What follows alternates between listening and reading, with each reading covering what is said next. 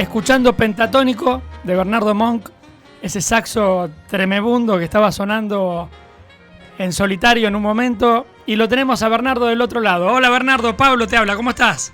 ¿Qué tal, Pablo? ¿Cómo estás? Mucho gusto. ¿Cómo andamos? Muy bien, muy bien. Muchas gracias por el llamado. Tuve, mejor dicho, la suerte de conversar contigo unos minutos en Boris después de, si no recuerdo mal, después de una dosis de septeto. Es posible. Sí. Un septeto que estuvo en verano. Uno de esos martes. Unos meses más. Claro, estuvimos los martes. Exactamente. Exactamente. Y siempre había pensado en dejarte como postre. Y hoy, último programa del año, dije, tenemos que hablar con Monk. Bueno, ¿cómo estás, Bernardo? Muy bien, justamente estoy acá. Con Camelo. Acabo de estacionar para ir a tocar con Camelo, justamente. Así que, bueno, un poco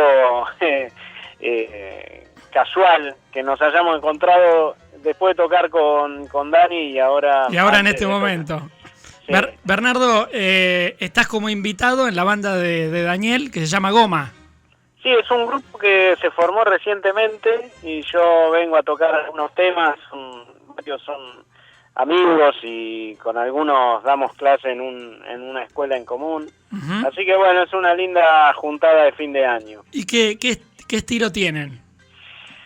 Y mira, es una fusión de jazz en general bastante compatible tal vez con lo que escuchaste del octeto. Sí. Del septeto que después pasó a ser octeto. Con Cirilo en piano después pasó a ser octeto. Claro. Es una fusión y te diría que el común denominador es que es todo muy difícil lo que hay que tocar, por sobre todas las cosas. Mucha música escrita.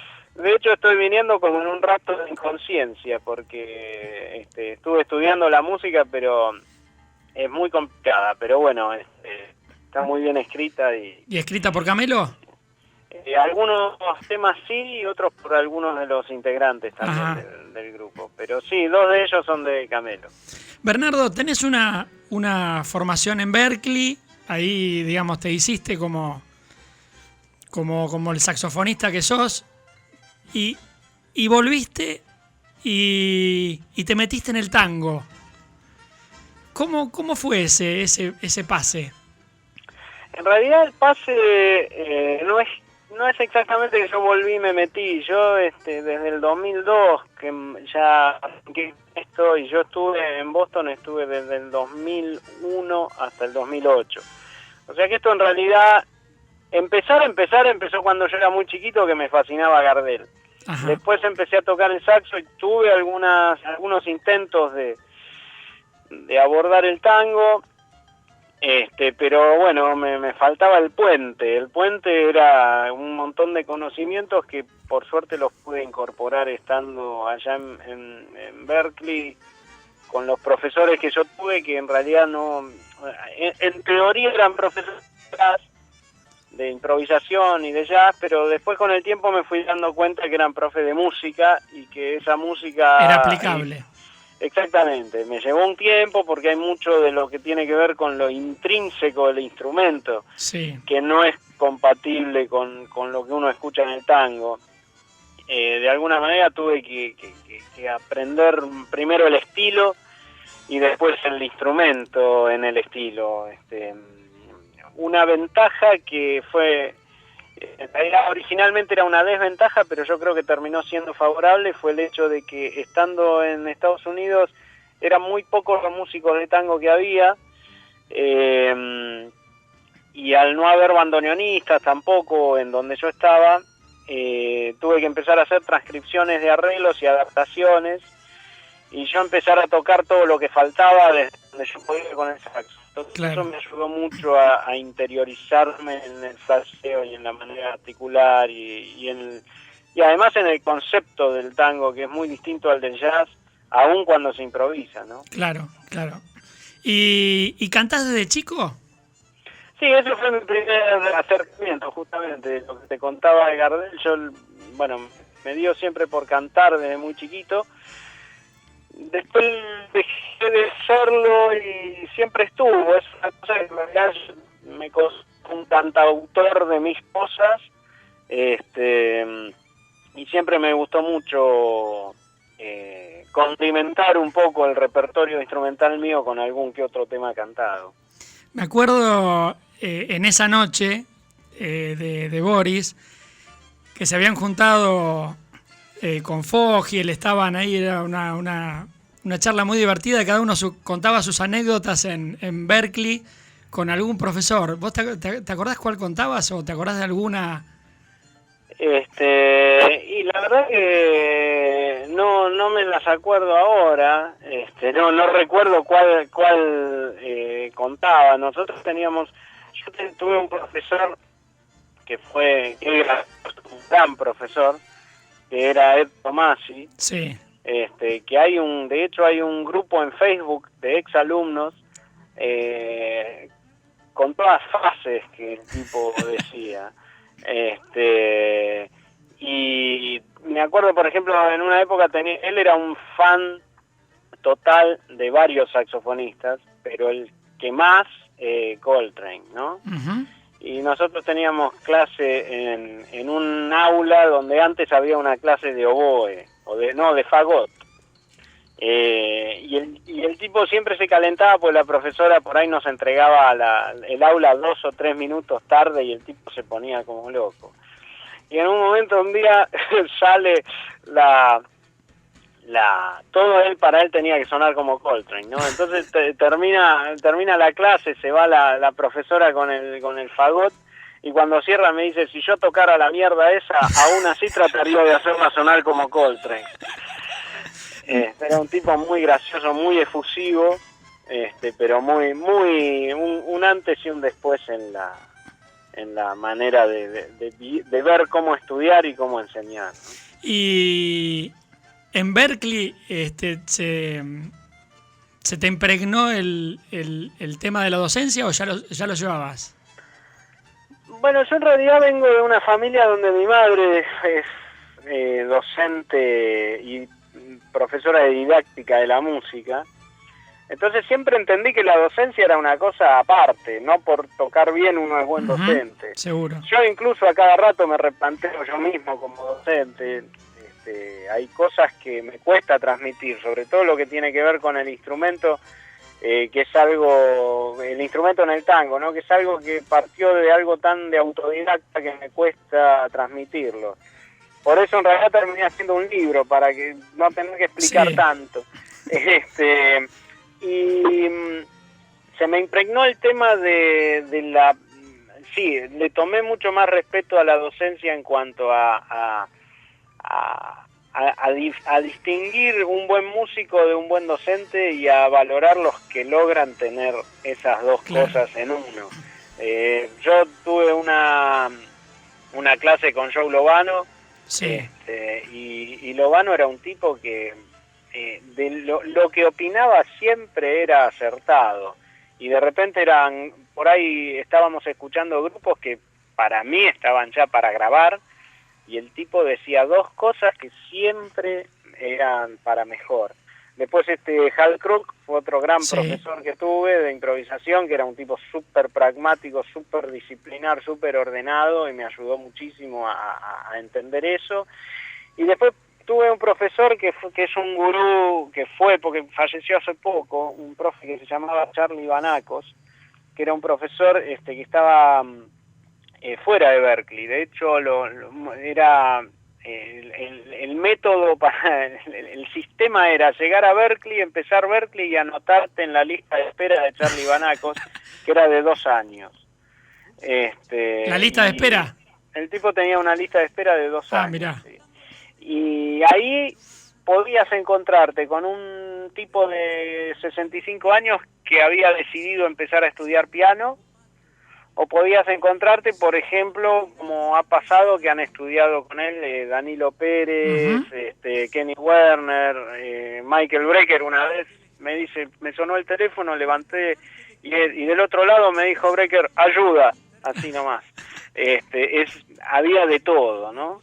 Y era un profe que de alguna manera lo que hacía era enseñarte a vos, con los elementos que conocías y con algunos nuevos, te ayudaba él a buscar tu propio camino, tu propia manera de combinar esas cosas. Así que fue un gran...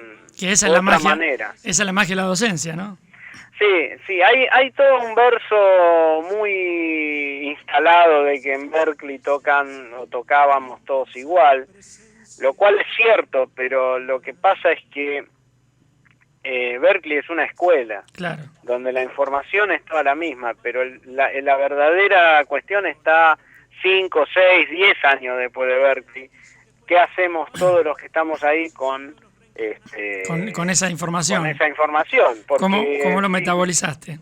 Claro, sin ir más lejos, si vos vas a una universidad o a cualquier escuela pasa lo mismo, todos leen el mismo libro, eso no es ciencia, no es ninguna ciencia en descubrir eso.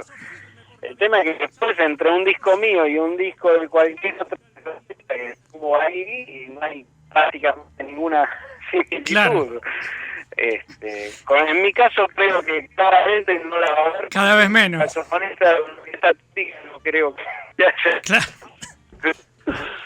Bernardo, estuviste como invitado en la presentación de Giros, del disco de Fito, sí. de los festejos del 30 aniversario. Sí. ¿Cómo viviste esa experiencia? Para mí es muy emocionante. Ahora, de hecho, tengo que ir el domingo porque se agregó una función. Ajá. Para mí es algo muy emocionante por varios motivos. Primero, Fito fue un ídolo mío de juventud. Fito para mí es lo que para la generación un poco previa a mí es Spinetta. Claro. Yo, digamos, empecé en casa ya sonaba del 63, claro. Giros. Y después con mi primera novia fue con El amor después del amor, por ejemplo. Uh-huh. Y para mí, o sea, es una música que me acompañó en toda mi adolescencia. Conozco los temas, estaba en el ensayo y sentía que podía cantar todos y tocar cualquiera en cualquier instrumento, lo cual no es cierto, pero me daba esa sensación. Y por otro lado, mi hermano mayor era un gran fan de Fito. Uh-huh.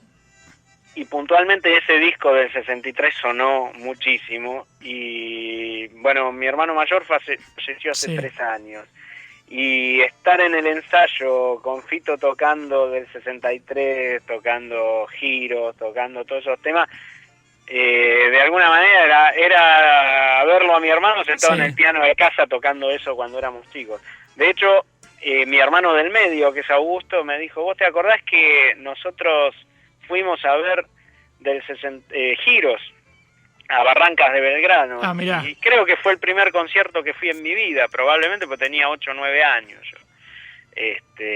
Así que para mí es muy muy emocionante y estar ahí tocando con él, por más que toco muy poquito porque es por un tema, es lindísimo. Igual yo ya había grabado con él, entonces ya un poquitito de preparación había tenido, pero tocar esa música con él me encanta, la verdad. Bernardo, escuchábamos de fondo Rolinga, escuchamos Zapadora, perdón. Zapadora. Y vamos a cerrar con Te tiro un centro. Bueno. Te vamos a escuchar cantar. ¿Sos futbolero? Sí, totalmente. Sí, mucho. Recontra. Es que si no, eso no hubiera salido. Hacer un tipo que no, es muy difícil. Tal cual. Sí. Así que esa es otra catarsis. Es un espacio dentro de mi repertorio instrumental. Se me habían acumulado muchos temas futboleros que ya no me encajaban con la solemnidad de la orquesta. Claro. Entonces decidí armar un repertorio aparte que a veces es solo eso lo que toco en algún lado, o la mayoría de las veces lo que pasa es que es un pequeño bloque en un concierto de mi orquesta. Lo que pasa es que, claro, estuvimos hablando de orquesta típica, de fútbol, de jazz, de Berkeley, de Camelo, del octeto. Y sí, soy medio todo eso. Claro. Cito. Tal cual, sí. Y faltan cosas. Te iba a preguntar, Bernardo, si leías Sacheri, Fontana Rosa. Leí mucho más Fontana Rosa, sí. Ajá. Sacheri poquito, pero no por nada en especial, sino que tengo algunos libros, pero todavía no le entraste. Abordé. Pero Sacheri, pero Fontana Rosa mucho. Y también me gusta mucho Héctor Gagliardi, que era Claro. un poeta, que bueno, es como toda una mezcla de cosas, ¿no? Sí, sí, sí, sí. Y sí, obviamente Fontana Rosa es genial. Así que bueno, es un poco parte de todo eso. Hicimos una linda ensalada y eso es lo que pretendemos siempre, tratar de que sea una charla de café y que sea lo más distendido posible. Te voy a dejar que ingrese, que toques tranquilo, porque Camelo debe estar inquieto. Y bueno, él es inquieto, así que no vamos a lograr claro, nada nuevo, no te preocupes. Nada lo desinquieta. No. Bueno, no. te mandamos un abrazo y bueno, como decimos siempre, que esta sea la primera charla de próximas que tengamos el año que viene. Por favor, y ojalá nos veamos pronto en algún otro toque. Dale, un abrazo, Bueno, Bernardo, un placer. Un abrazo grande, muchísimas gracias por el llamado y saludos para todos, buen año y estamos a la orden cuando quieran. Buen año, gracias. Un abrazo. Saludos. Chau, chau.